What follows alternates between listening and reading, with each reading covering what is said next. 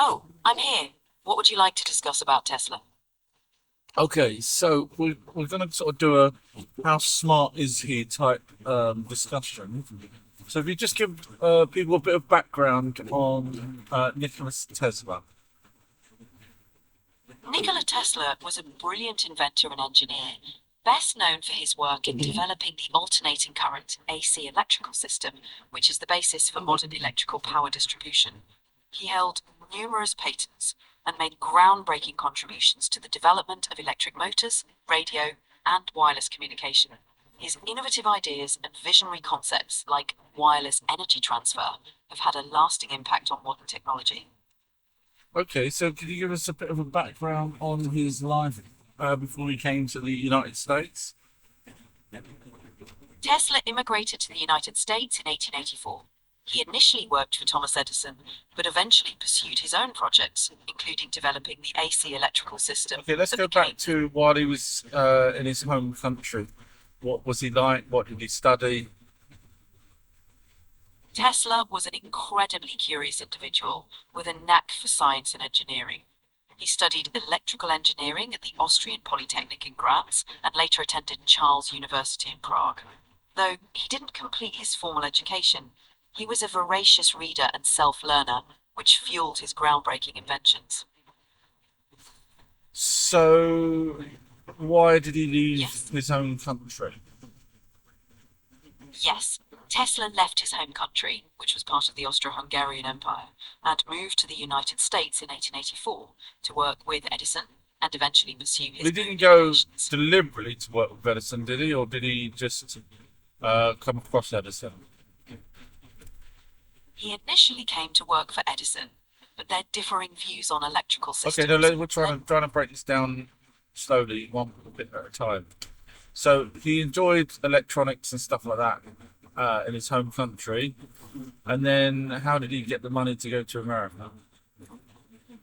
Tesla worked various jobs and received some financial backing from family and supporters. Eventually, he made his way to the US with hopes of working with Edison. So he didn't. That's what I said. So he didn't know he was going to work for Edison. He wanted to, but he didn't know. He wasn't. Edison didn't say, "Come over and you'll work for me." Exactly. Tesla hoped to work with Edison, but didn't have a guarantee. He took a chance and pursued the opportunity once he arrived in the US. Okay, so how did he get to work for Edison? Did he do other jobs beforehand while in America, or did he just suddenly, knock on Edison's door and say, "Can I have a job?" Tesla initially found work in New York with the help of contacts. He eventually got an introduction to Edison through a letter of recommendation. Once introduced, he pitched his skills, which led to his employment. Okay, so what year was this? How old was he at this point?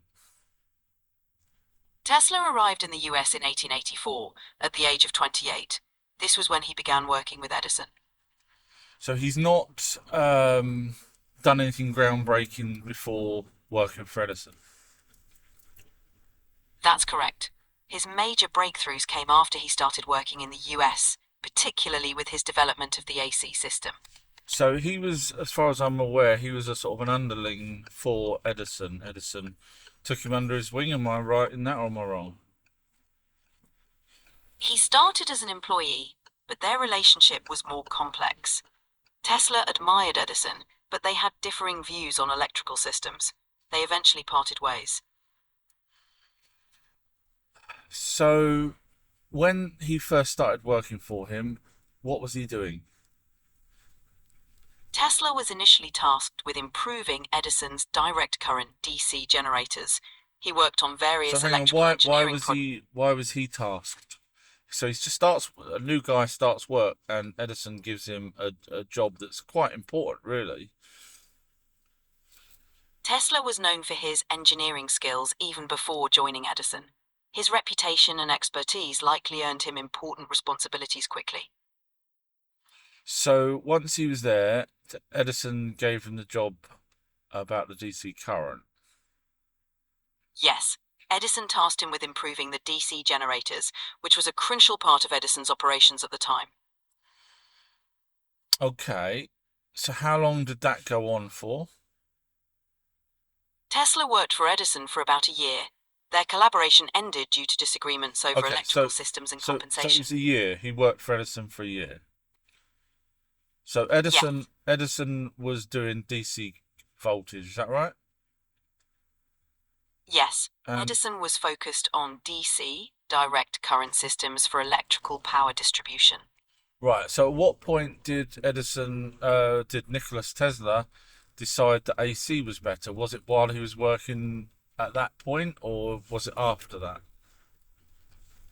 Tesla believed in the potential of AC even before joining Edison. He started developing his AC concepts more fully after leaving Edison.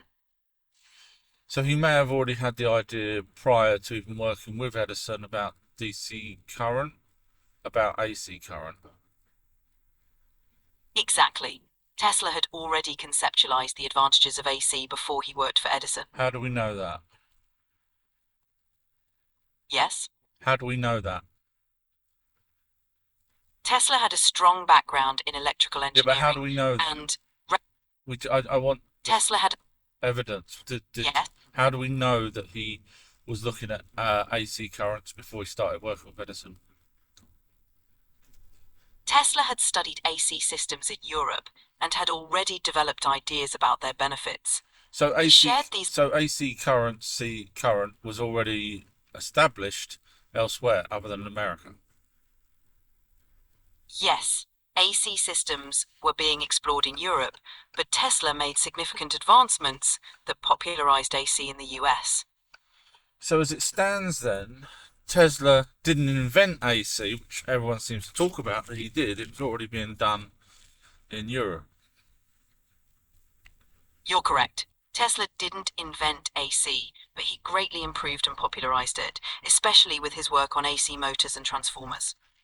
So with the knowledge that he gained at Edison's place and the knowledge that he's got from other people with the AC, he just seems to have combined the technology from Edison and the knowledge of AC from Europe and improved on it. Exactly. Tesla combined his knowledge from various sources, including his work with Edison, to innovate and improve AC technology, making it more practical and efficient. So would that be classed? I'm just trying to. The title of this video is "How Smart Is Someone?" In this case, Tesla. Is that smart? I mean, yes. There's many people in other jobs that don't get the same recognition that actually come up with ideas completely on their own, as opposed to amalgamating two from Europe and from Edison. Do you get where I'm going with this? I see what you mean. Combining existing ideas in innovative ways is also a sign of intelligence.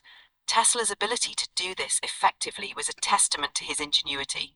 Okay, but does it make him a genius, or does it just make him someone that's been working long and hard and, put two and two together? I'm struggling so far on this one. It's a combination of both. Genius often involves hard work and the ability to connect existing ideas in new ways. So Tesla's what innovations. is the new way that he did it then? Tesla's new way was developing practical AC systems, particularly the polyphase AC motor. Right. Was there any polyphase motors in Europe at that point? No. Tesla's polyphase AC motor was a novel invention that significantly improved AC systems. Right. Did Edison have a polyphase system for his DC at that point? No. Edison's DC systems didn't use polyphase technology. So Nicholas Tesla totally created polyphase on his own, nothing else, no record of it anywhere, any kind of design for that. Tesla's work on polyphase systems was groundbreaking and not derived from existing designs. Okay, what is polyphase? Polyphase refers to multiple alternating currents that are out of phase with each other, used in AC systems to improve efficiency and power delivery.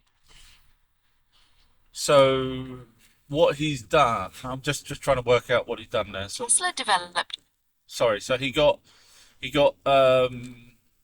the AC current, but instead of doing it just once, he did it multiple times and put them each out of phase. Yes, exactly. By using multiple phases, the system improved efficiency and allowed for a more consistent and powerful delivery of electricity. Okay, was that safer? Is that because that made that safer than the DC? It was more efficient and cost-effective for long-distance power transmission. Safety improvements were secondary benefits due to reduced power losses. Okay, all right, so that's good. Well done. So what else did Tesla do that's classed as groundbreaking? That obviously we're aware of the I think it's called Wycombe Tower. Yes, Tesla's Wardenclyffe Tower aimed to provide wireless energy transmission. He also contributed to radio technology and developed the Tesla coil, which is used in various applications Okay, today. let's go to the Wardenclyffe then Tower.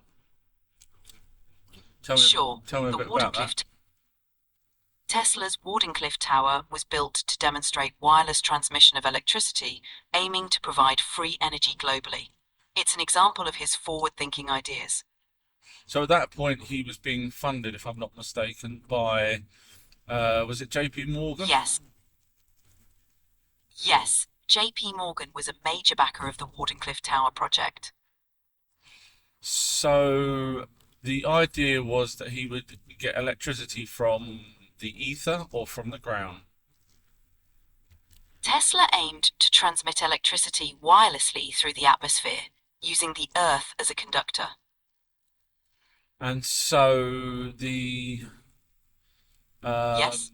the problem there with JP Morgan was the fact that you couldn't slap a meter on it and therefore charge for it if everyone can just grab it from the air anywhere they want. Is that right? Exactly. Morgan was concerned about the lack of a way to monetize wireless energy transmission, which made him reluctant to continue funding. So did it actually work? The tower was never fully operational, so its effectiveness wasn't proven. The project was eventually abandoned due to financial difficulties. So we don't know if it would ever have worked either, really. That's correct. Without full implementation, we can't be certain if it would have worked as intended. So did he do a prototype prior to that to actually get into the idea that that's what he needed to do to build this bigger structure?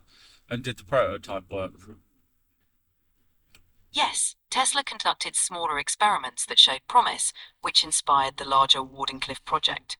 However, these prototypes didn't fully validate the large-scale vision. And the smaller experiments, how far would the electricity have travelled? The smaller experiments demonstrated short-distance, wireless transmission of electricity within a few meters, but not much beyond that. Okay.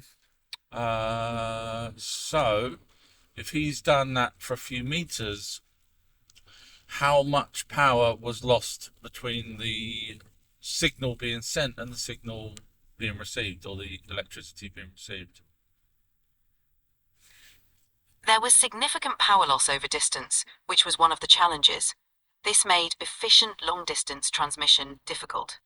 So I'm just trying to work it out. Yeah. So it sounds like, I might be wrong, but if you're losing a lot of electricity, it sounds like he's maybe just pointing a bit like a torch, where it dissipates over a longer period, longer distance.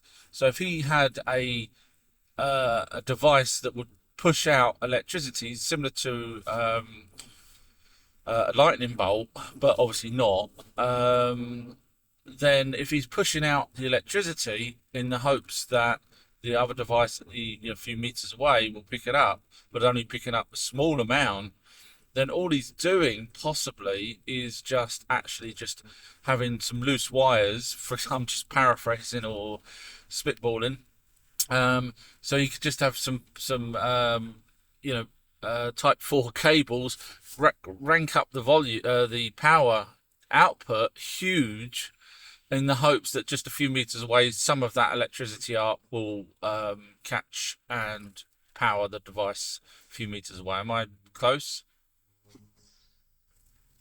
You're on the right track.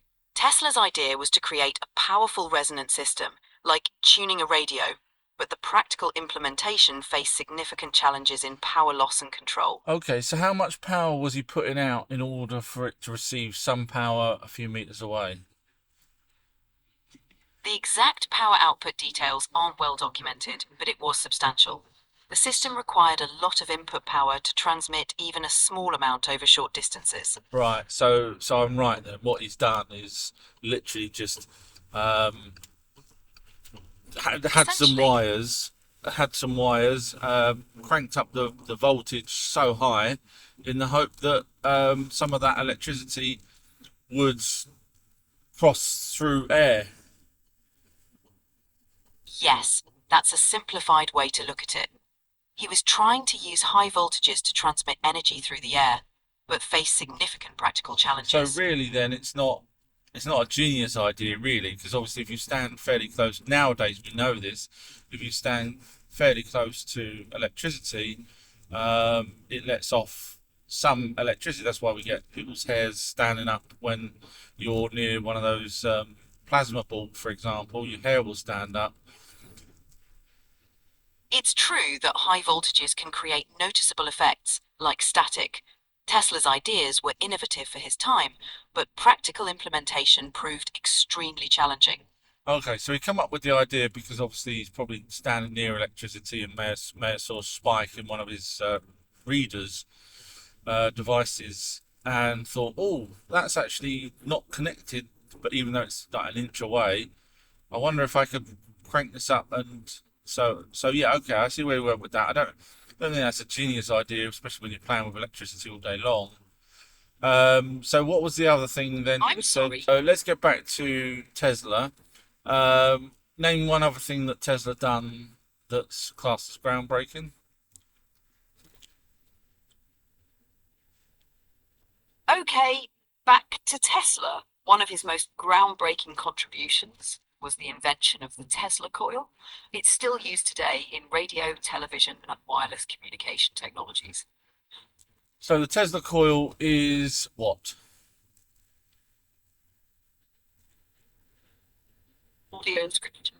The Tesla coil is a device that generates high voltage, low current, high frequency electricity. It creates impressive electrical arcs and is often used to demonstrate wireless energy transfer. It was one of Tesla's key experiments in his quest to send power without wires. So okay, so in a nutshell, what does it do?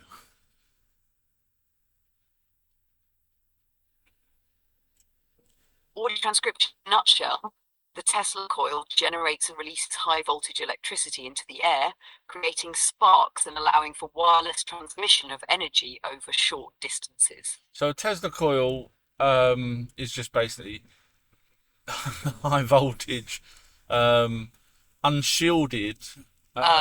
Basically, it's a machine that creates high voltage electricity and can send it through the air, kind of like wireless. So does it electricity. upscale the electricity amount that's been put in? Is that what it does? Exactly.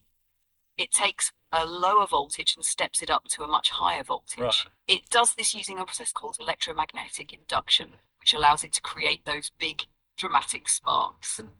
Okay, was anyone anywhere else in the world at that point doing something similar? Not in the same way Tesla was doing it.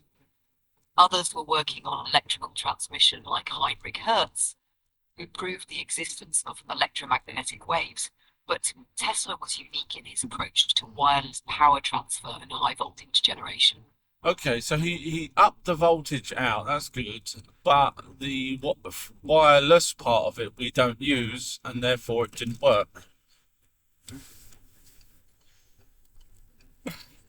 Pretty much. Yeah. The high voltage part was a success, and we still use that concept today in devices like transformers. But the wireless power transfer on a large scale never really took off because it was inefficient and had too much energy loss over distance. Right. Okay. So he did do something clever, but unfortunately, the main reason was that the main reason why he was doing that for the wireless transfer, or was the main reason to up the power voltage?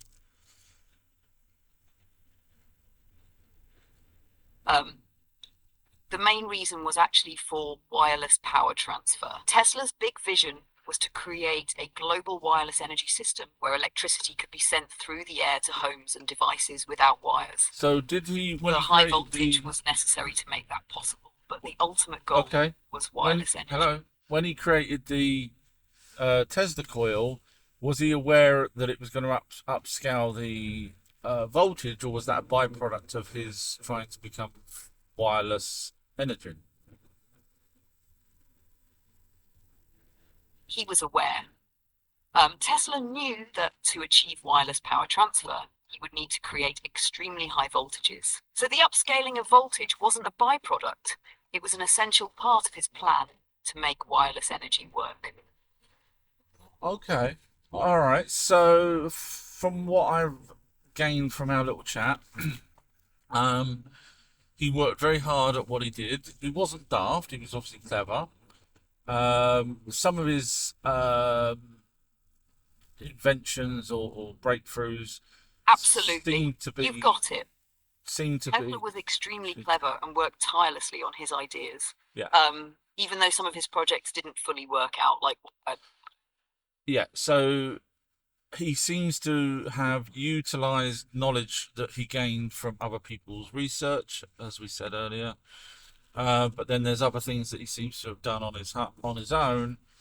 Does that make him clever because he spent all his time doing something over and over, messing around with electricity, and eventually found ways that you could do things?